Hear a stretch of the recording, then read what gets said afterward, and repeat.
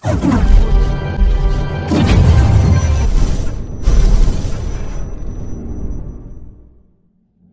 वालेकुम warahmatullahi wabarakatuh. Dear students, welcome back to my YouTube channel Bismillah Tutorials.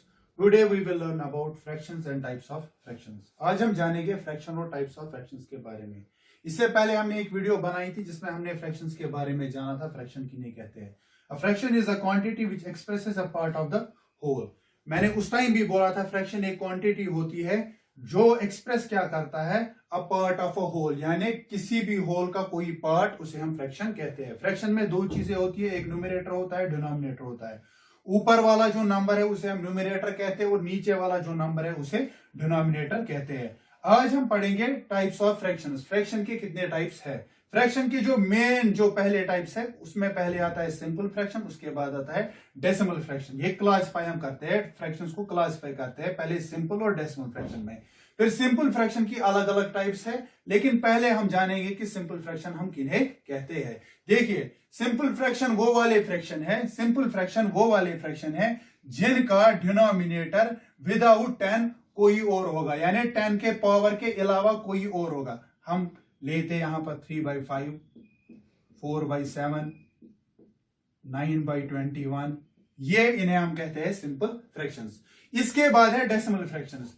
Decimal fractions किन्हें कहते हैं. Decimal fraction हम उन फ्रैक्शंस को कहते हैं जिनका डिनोमिनेटर 10 हो या रेज पावर 10 हो. फर्ज करो यहां पर है 3/10, इन्हें हम डेसिमल फ्रैक्शन कहते हैं. 4/100, 6/100, 9/10, यानी 10 के टेबल में 10 raise power 1, 10 raise power 2, 10 raise power 3 जो भी नीचे आएगा ना, अगर डिनोमिनेटर में आएगा तो उन्हें हम डेसिमल फ्रैक्शन कहते हैं. सिंपल फ्रैक्शन हम किन्हें कहते हैं, उनके नीचे 10 या रेज पावर 10 वाले नंबर्स नहीं आएंगे, उन्हें हम सिंपल फ्रैक्शंस कहते हैं. ये तो हमने जाना सिंपल फ्रैक्शन और डेसिमल फ्रैक्शन में क्या फर्क है. क्या बोला था मैंने बोला सिंपल फ्रैक्शन वो वाले फ्रैक्शन होते हैं जिनका डिनोमिनेटर 10 के अलावा कोई और होगा. डेसिमल फ्रैक्शन उन फ्रैक्शंस को कहते हैं जिनके डिनोमिनेटर में 10 के पावर्स वाले नंबर आएंगे, उन्हें हम डेसिमल फ्रैक्शन कहते हैं. अब सिंपल फ्रैक्शन के पहले टाइप्स है, उनमें पहले ही आता है लाइक फ्रैक्शंस. लाइक फ्रैक्शंस किन्हें हम कहते हैं. देखिए, लाइक फ्रैक्शंस हम उन फ्रैक्शंस को कहते हैं जिनका डिनोमिनेटर सेम हो, यानी नीचे वाला जो नंबर हो वो सेम हो. हमारे पास यहां पर है 3/5, 4/5, 7/5, इन्हें हम कहेंगे लाइक फ्रैक्शंस. क्यों इन्हें हम लाइक फ्रैक्शंस कहेंगे, क्योंकि इन सबों का डिनोमिनेटर सेम है. इसके बाद हमारे पास है अनलाइक फ्रैक्शंस. अनलाइक फ्रैक्शंस हम किन्हें कहते हैं, जिनका डिनोमिनेटर सेम नहीं आए, उन्हें हम अनलाइक फ्रैक्शंस कहते हैं. लेंगे एग्जांपल 2/4, 3/5, 7/9, इन्हें हम कहेंगे अनलाइक फ्रैक्शंस. क्यों इन्हें हम अनलाइक फ्रैक्शंस इसलिए कह रहे हैं क्योंकि इनका जो डिनोमिनेटर है वो सेम नहीं है. इसके बाद हमारे आते हैं इक्विवेलेंट फ्रैक्शंस. इक्विवेलेंट फ्रैक्शंस हम किन्हें कहते हैं, कोई भी फ्रैक्शन, अगर हमारे पास फर्ज करो एक फ्रैक्शन है 2/4, अब ऐसा कोई फ्रैक्शन हम बनाएगा जिसका वैल्यू इस 2/4 के बराबर होगा, इक्वल होगा, तो हम उसे कहेंगे इक्विवेलेंट फ्रैक्शन. मैं एग्जांपल देता हूं 2/4 की. इसके बाद हम लिख सकते हैं 2/4 का जो इक्विवेलेंट फ्रैक्शन है हम लिख सकते हैं 4/8. इसी तरह लिख सकते हैं 6/12. 6/12 अगर हम लिखेंगे. देखिए, अगर हम इनका कैंसिलेशन जब हम करेंगे 2/4, 2 1 और 2, 2 2 और 4, 1/2 इसका आया. यहां पर 4 1 और 4, 4 2 और 8, इसका भी 1/2 आया. 6 1 और 6, 6 2 और 12, इसका भी 1/2 आया.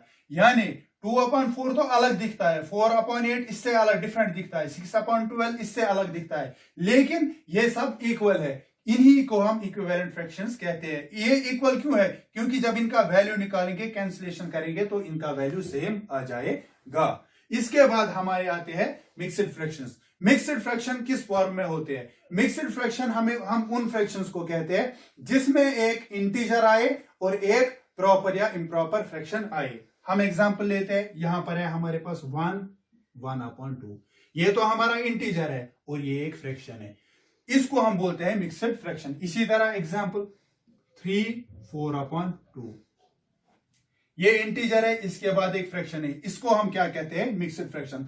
जब हम मिक्स्ड फ्रैक्शंस को सॉल्व करते हैं, इनको प्रॉपर या इम्प्रॉपर फ्रैक्शन की फॉर्म में लाना होता है, तो देखिए इसका रूल क्या है। हमारे पास है 1/2, ये 2 है, इस 2 को इससे मल्टीप्लाई करना है, 2 को 1 से मल्टीप्लाई करना है, प्लस करना है 1, 2 इंटू 1 और 2 प्लस 1 3, ये आएगा 3/2।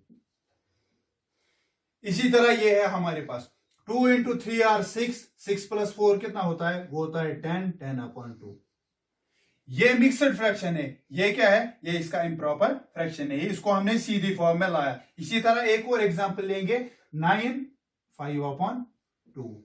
इसका क्या करेंगे, 2 इंटू 9 और 18, 18 प्लस 5 कितना होता है, 18 प्लस 5 होता है 23/2। तो इन्हें हम कहते हैं मिक्सड फ्रैक्शन। चलिए अब हम आते हैं प्रॉपर फ्रैक्शंस पर।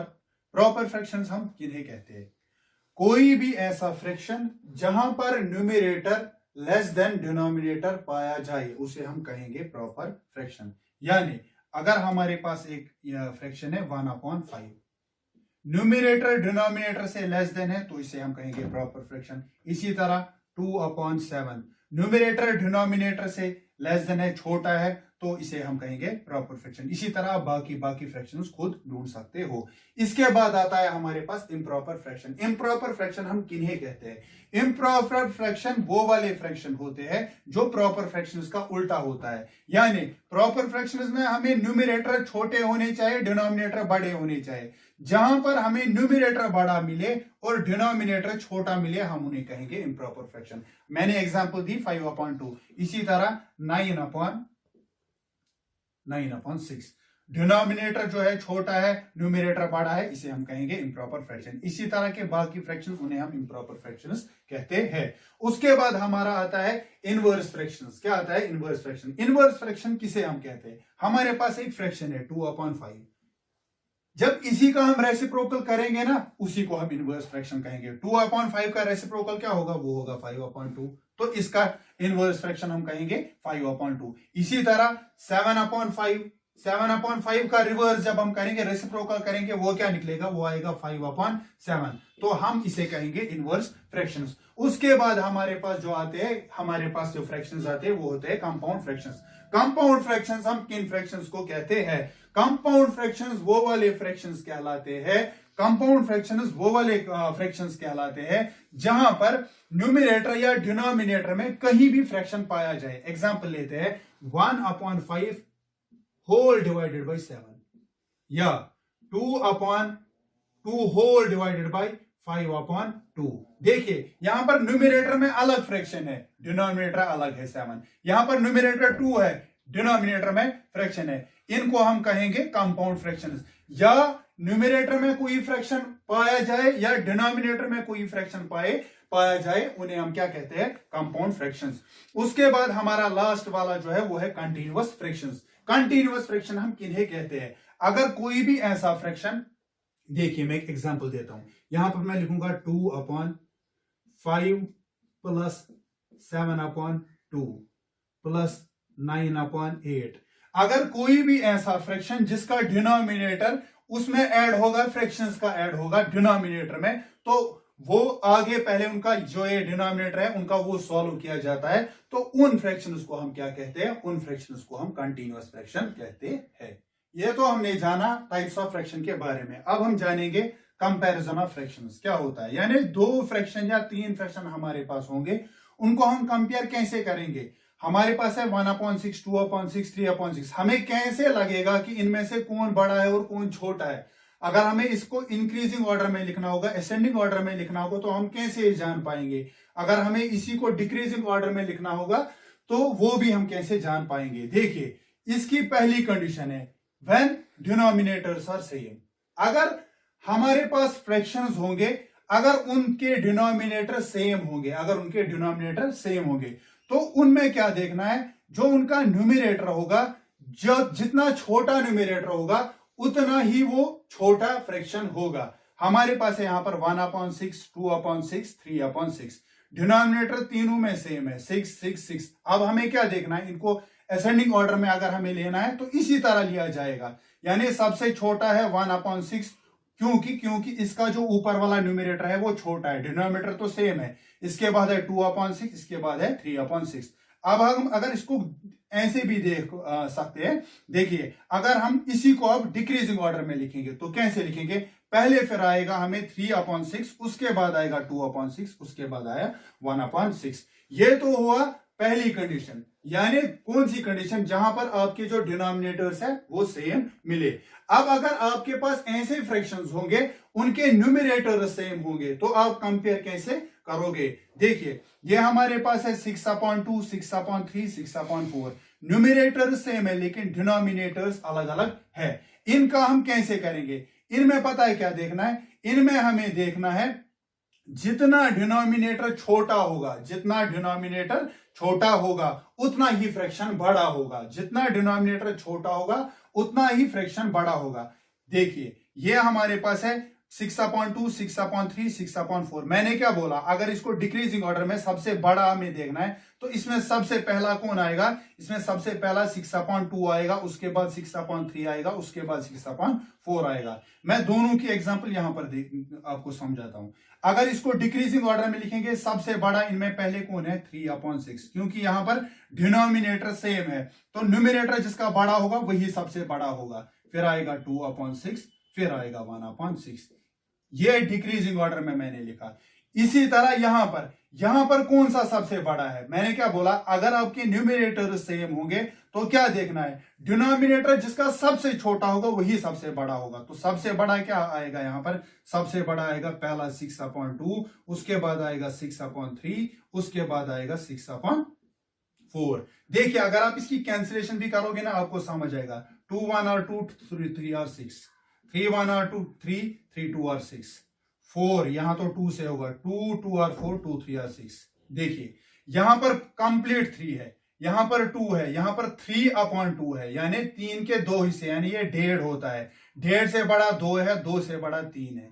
इसी तरह अगर यहां पर भी आप कैंसिलेशन करोगे, 1 3 1 और 3 3 2 और 6, 2 1 और 2 2 3 और 6, ये तो 1/6 है। देखिए मैंने क्या बोला, सबसे बड़ा आधा है, यानी 1/2, ये 1 का आधा हुआ, ये 1 का 1/3 यानी 1 के 3 हिस्से हो गए, ये 1 के 6 हिस्से हो गए। ये तो हमने पढ़ा कंपैरिजन ऑफ फ्रैक्शन के बारे में, ये तो हमने पढ़ा फ्रैक्शंस के बारे में, लेकिन जब डिनोमिनेटर या न्यूमरेटर सेम होगा। अब अगर हमारे पास ऐसे फ्रैक्शन है 2/3, यहां से है 4/2, ना न्यूमरेटर मिल रहा है ना डिनोमिनेटर मिल रहा है। अब हम कैसे कह सकते हैं इन दोनों में से बड़ा कौन है, सिंपल, इसको करना कुछ नहीं है। देखो जो ये नीचे वाले हैं इनका एलसीएम निकालना पड़ेगा, इसके बाद फिर देखेंगे 2 3 और 2 को जब हम एलसीएम निकालेंगे, 3 और 2 को,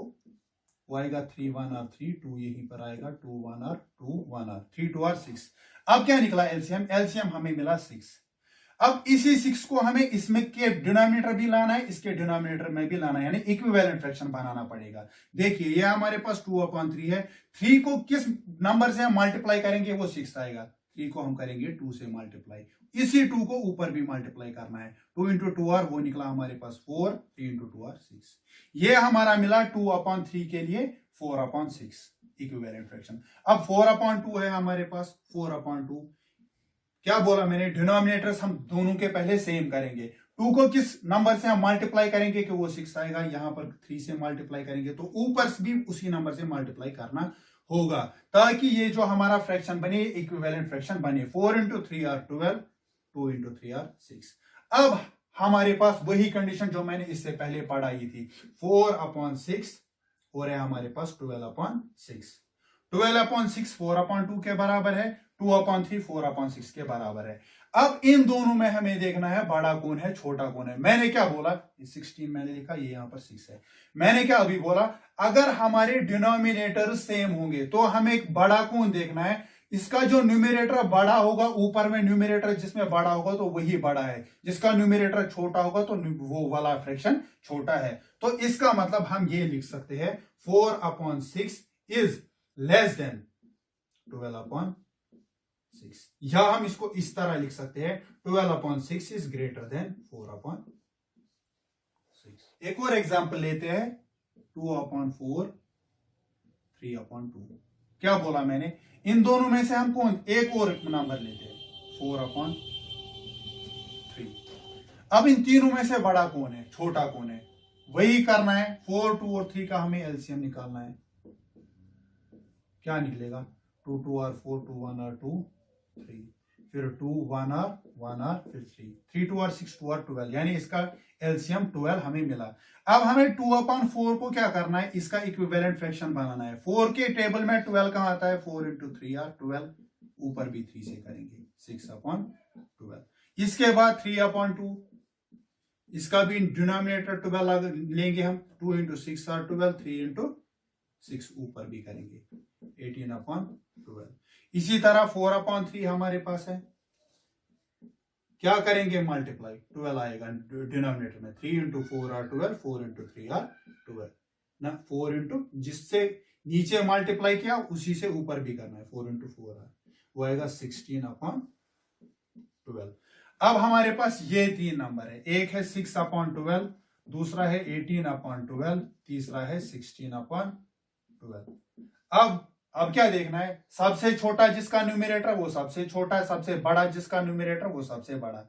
हम ये तो आज हमने जाना टाइप्स ऑफ फ्रैक्शंस और कंपैरिजन ऑफ फ्रैक्शंस के बारे में। अगर आपको हमारी ये वीडियो अच्छी लगी तो हमारी इस वीडियो को लाइक कीजिए, शेयर कीजिए और हमारी चैनल को सब्सक्राइब कीजिए। अस्सलामु अलैकुम व रहमतुल्लाहि व बरकातुहू।